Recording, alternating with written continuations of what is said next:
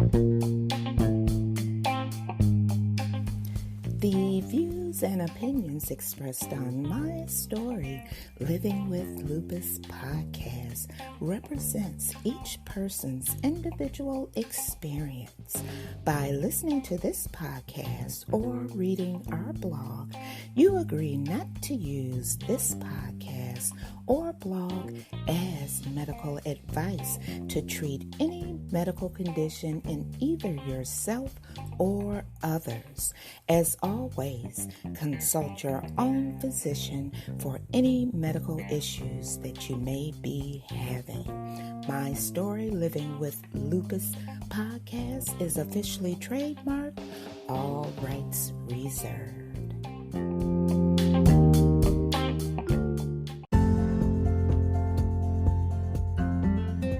Thank you for joining me for another episode of My Story Living with Lupus podcast.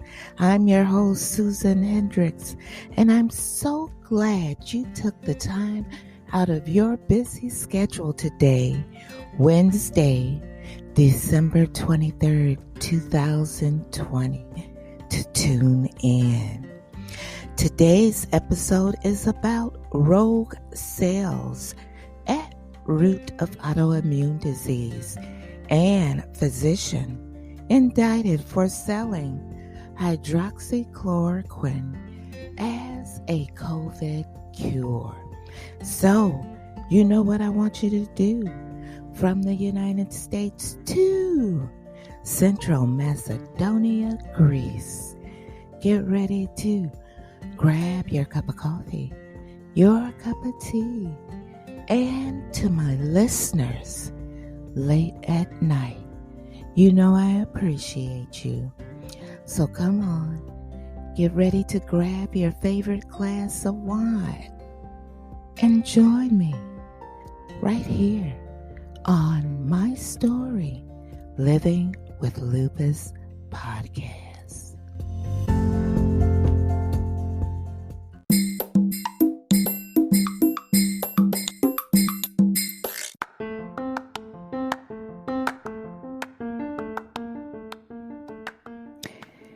We all know the benefits of apple cider vinegar.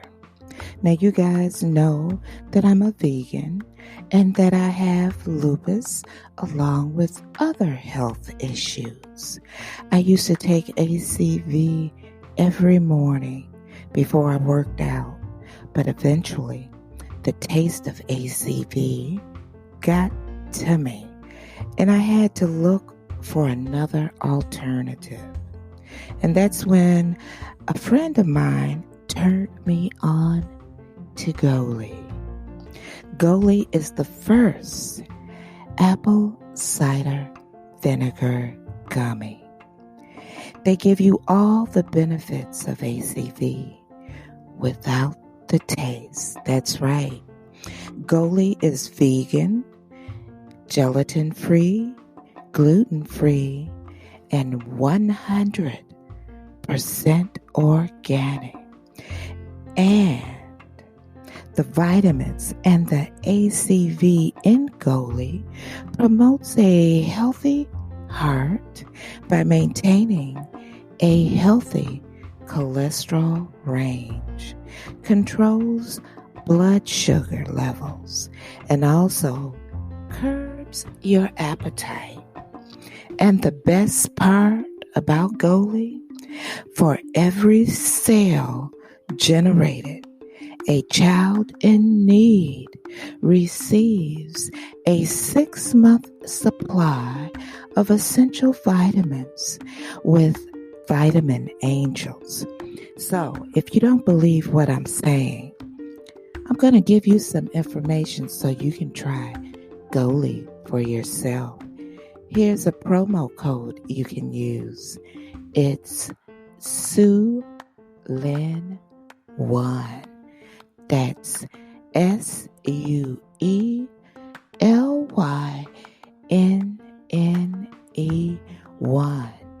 And you'll receive 5% off of your initial purchase. Also, I'll leave a link in the description in the podcast. So, why don't you go and try it for yourself? You won't believe how good it tastes. That's Goli.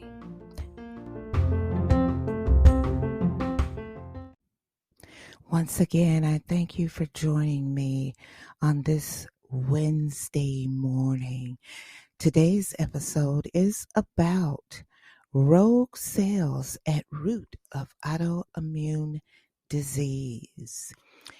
Did you know that there are more than 100 different autoimmune diseases, but what unites them all is that they arise from an individual's own cells, rare and mysterious immune cells that target not external viruses and bacteria, but the body's own healthy organs and tissues.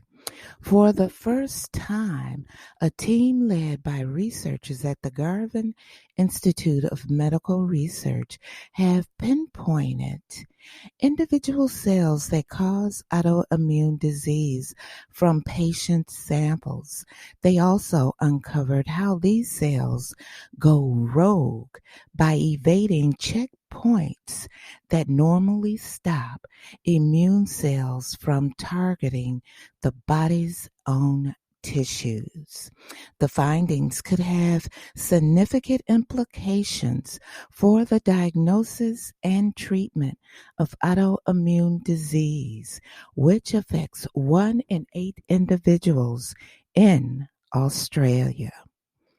Current treatments for autoimmune disease address only the symptoms but not the cause. To make more targeted treatments that address disease development and progression, we first need to understand the cause.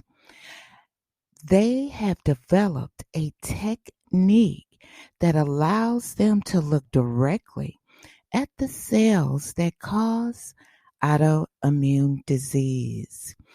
It's as though they were looking through a new microscope lens for the first time, learning more about autoimmune disease than was ever possible. The findings published in the journal Cell Today are part of the visionary Hope Research Program. Now, because rogue immune cells are so rare, less than 1 in 400 cells, studying them has been a challenge. Analysis to date has at best revealed averages of the vast mix of cells in a patient's sample. Now, they have developed a method to zoom in on these disease-causing immune cells in the the blood samples of 4 patients with vasculitis, a severe inflammation of the blood vessels.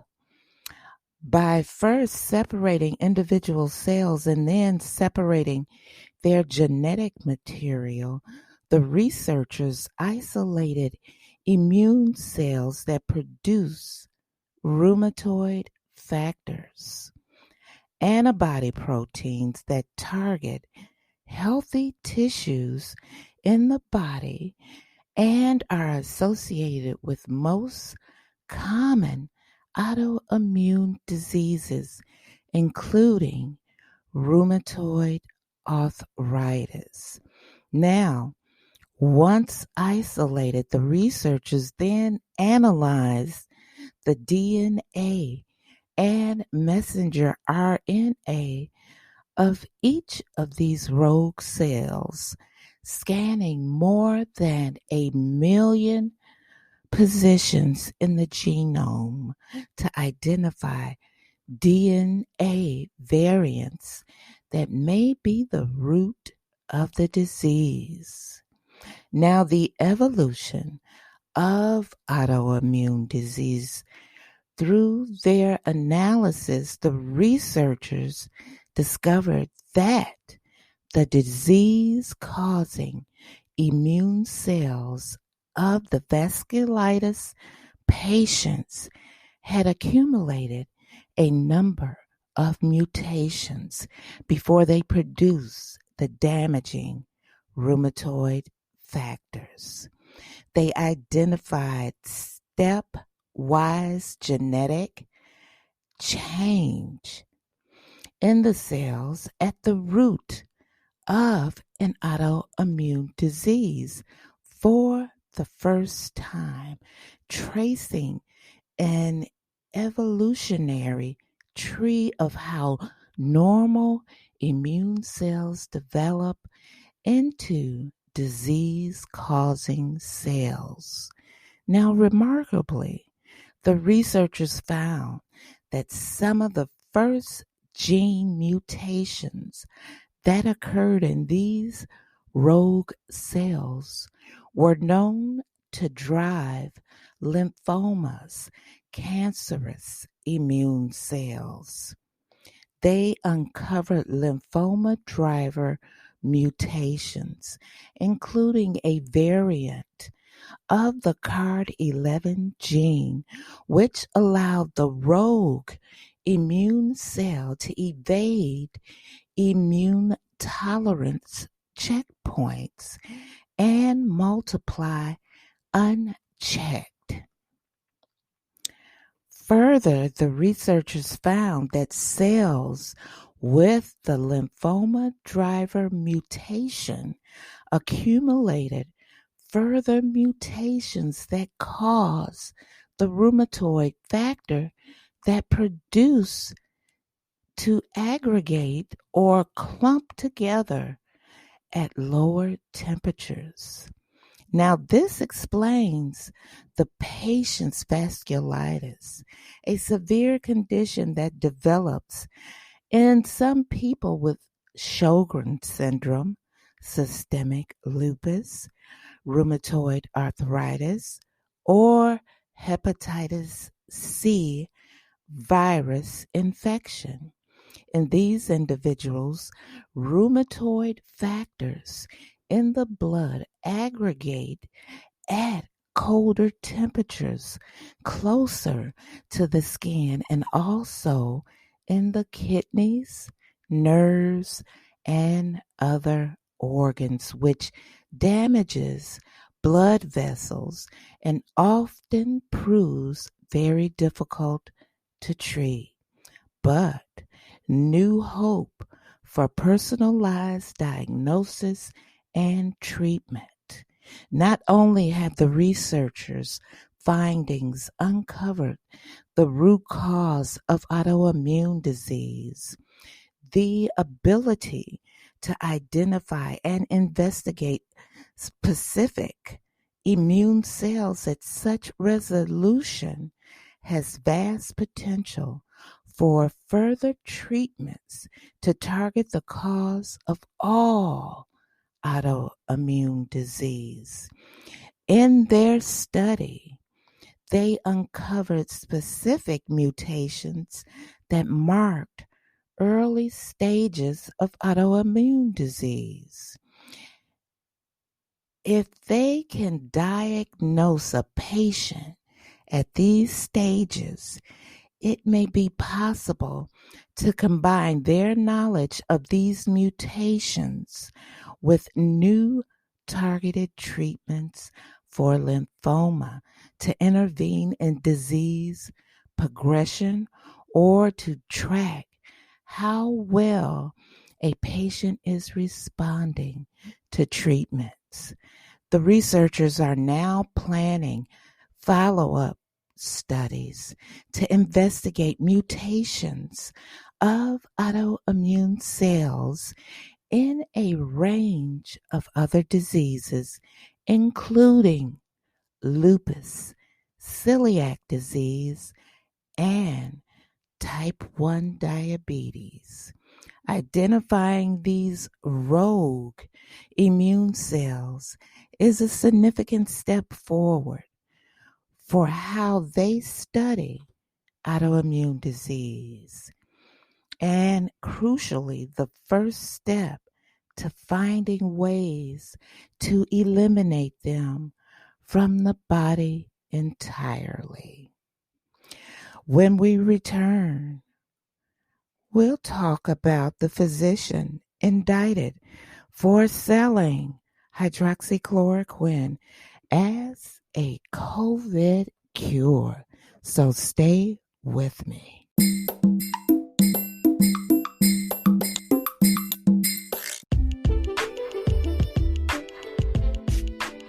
If you would like to appear on an episode of My Story Living with Lupus, you can contact us at mystorylivingwithlupus@gmail.com. Also visit us on our Instagram page and also our website, My Story Living with Lupus.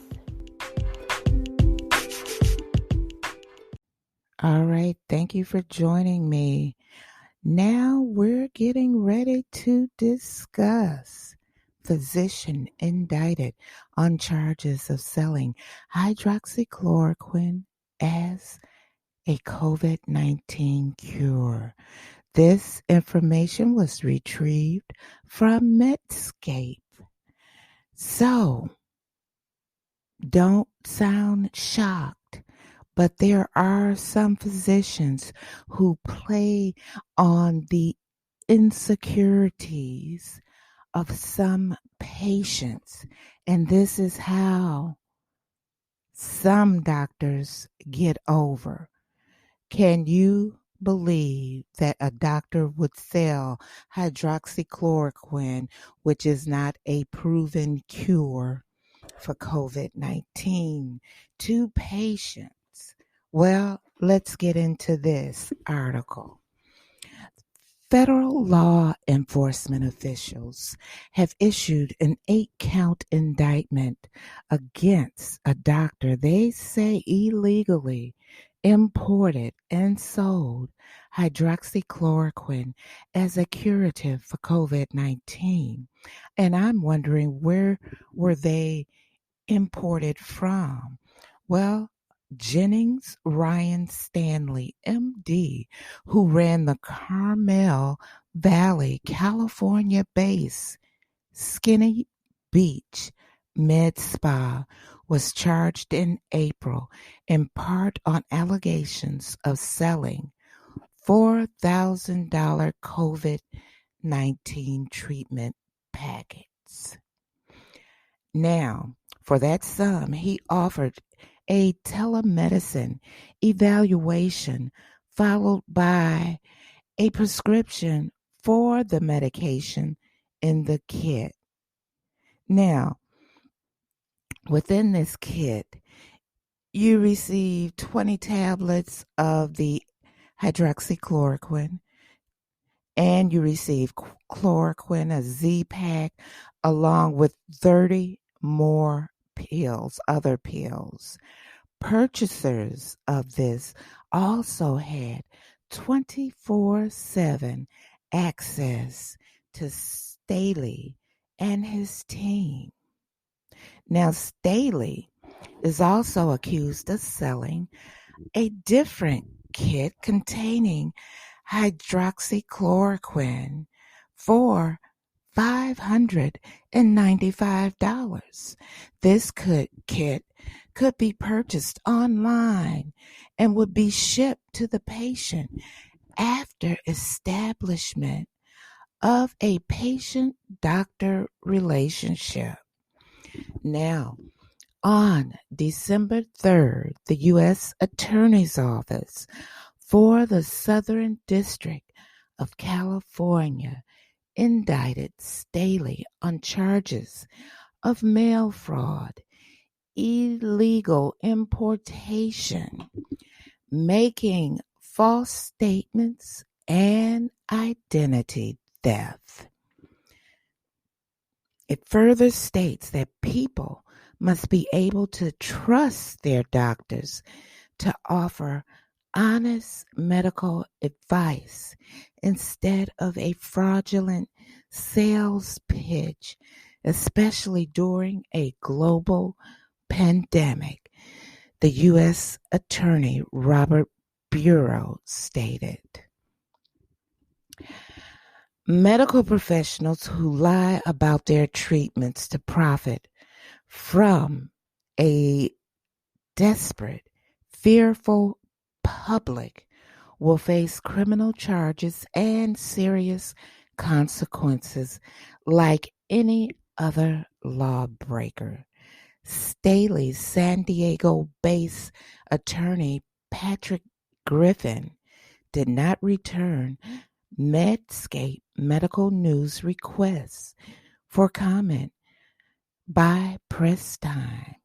He told the San Diego Union Tribune in May that Staley was merely following the lead of President Donald Trump. That was a poor example to follow. You would follow a blind person with no medical knowledge, with no knowledge of running a country. And that is no excuse. Who had actively promoted hydroxychloroquine to prevent COVID. What about listening to Dr. Fauci, Dr. Staley? Did you ever think about that? He's a doctor, while number 45 is just that, number 45, without any knowledge of the medical field at all, and purely no knowledge of running a country.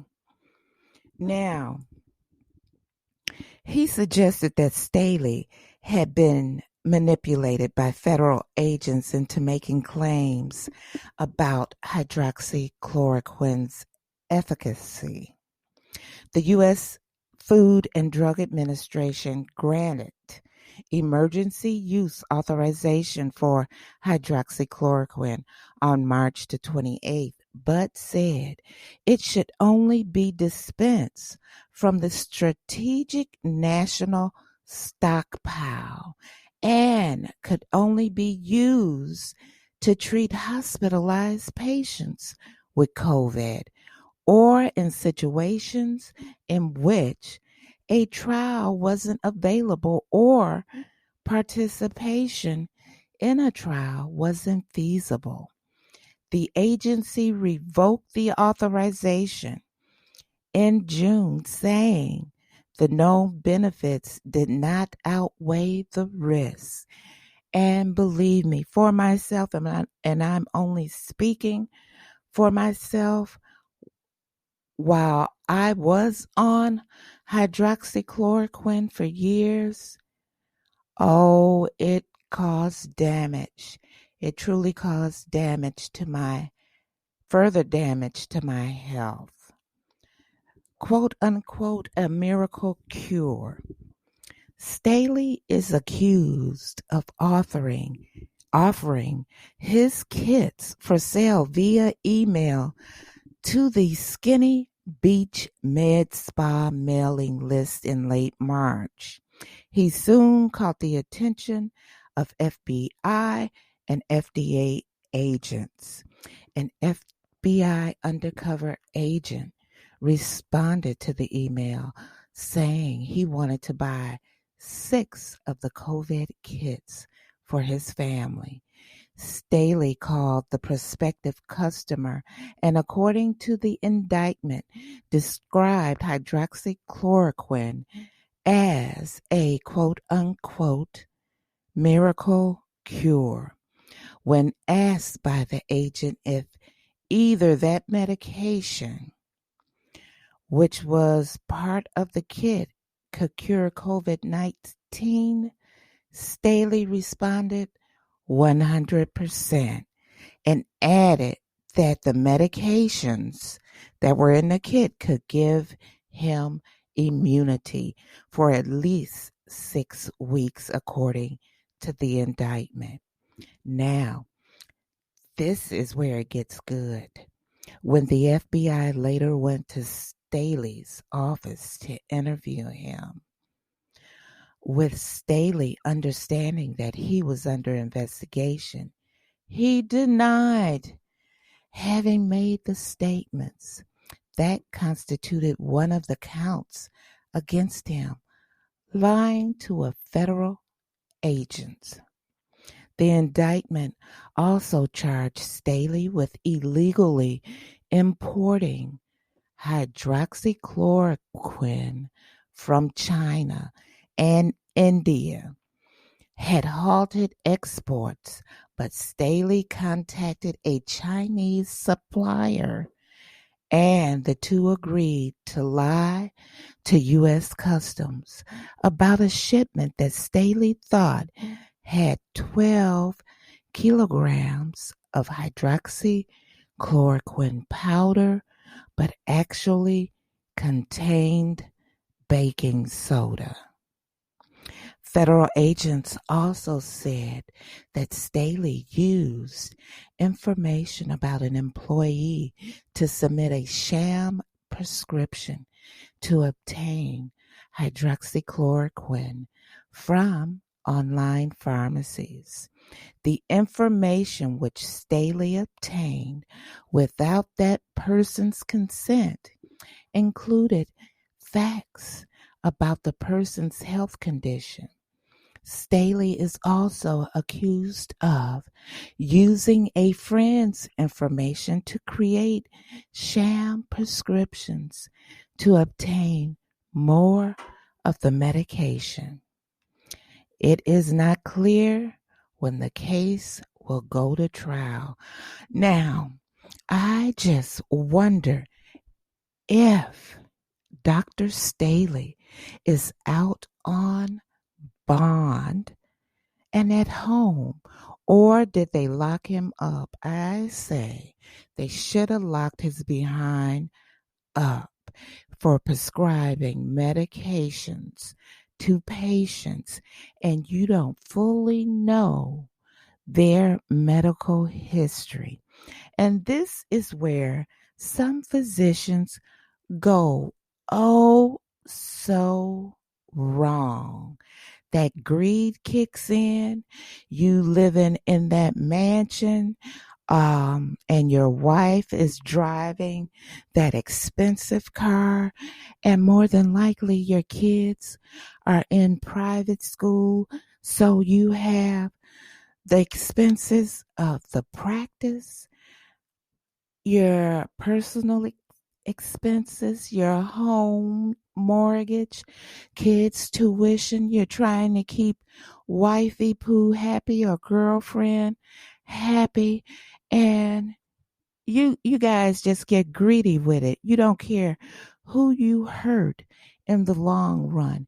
And just think, if the patients would really have gotten a hold to that medication and died from it. Just think about that. And you know what? I think Dr. Staley should really go into the Hall of Shame, and he should do 10 to 50 years behind bars. Stay with me. I'll be right back.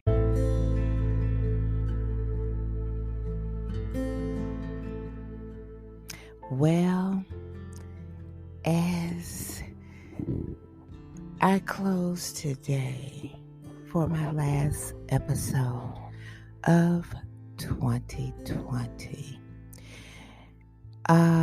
During this time of the pandemic, it has been difficult and hard on everyone. So never think that you are alone and that no one really cares. I want to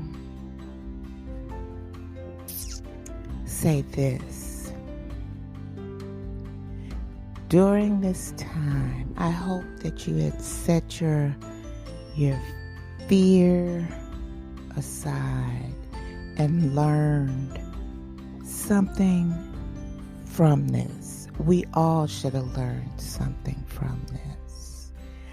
And for some, it was to have multiple streams of income coming in and not to depend on the government, because we've seen what a shambles the government has been in. It's just been 1 year for the books. 2020 has truly been 1 year for the books. But as we wind down, take the time to be thankful for everything that you have. You can always have more, but you could also have less. Be thankful for the difficult times. During those times, you grow. Be thankful for your limitations, because they give you opportunities for improvement. Be thankful for each new challenge, because it will build your strength and character. Be thankful for your mistakes. They will teach you valuable lessons. Take the time to be thankful for everything. From my story, Living with Lupus, to your family, I wish you a safe and oh so blessed holiday. I'll see you guys in 2021. Thank you so much to all of my listeners from the United States to all around the world. I appreciate you. Thank you.